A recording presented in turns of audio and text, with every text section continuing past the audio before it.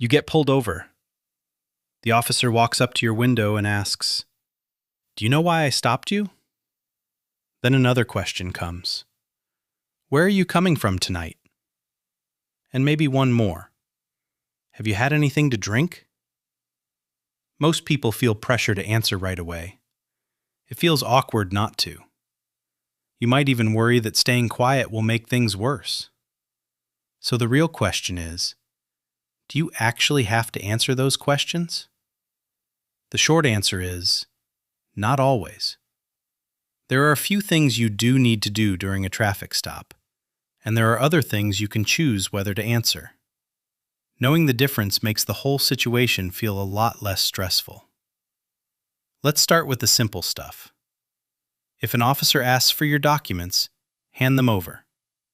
That usually means three basic things: your driver's license, your registration, and proof of insurance. Those documents show that you're allowed to drive.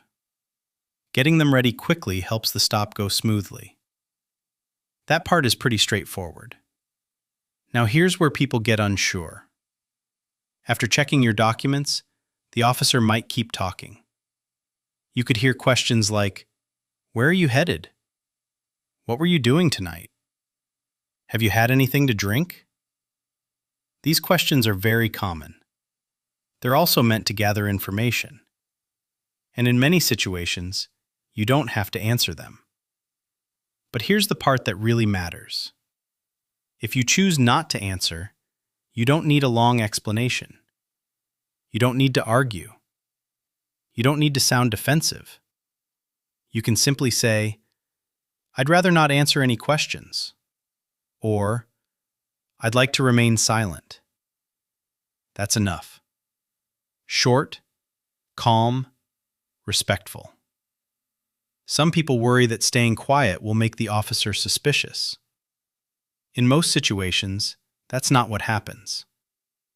The officer may keep observing. They may ask another question. But staying calm and acting respectfully usually keeps the situation routine. Your behavior matters more than how much you say. There's also another option that many people use. You can answer briefly without giving extra details. For example, if asked where you're going, you might simply say, "I'm heading home." That keeps the conversation polite without sharing more information than necessary. It's just as important to know what not to do. Don't argue on the roadside. Don't raise your voice. Don't make jokes about alcohol, drugs, or weapons. And don't lie.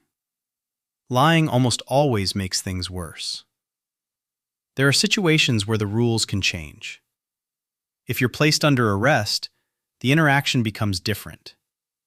If officers have strong evidence of a crime, they may continue investigating regardless of what you say. And in some states, you may be required to identify yourself if asked.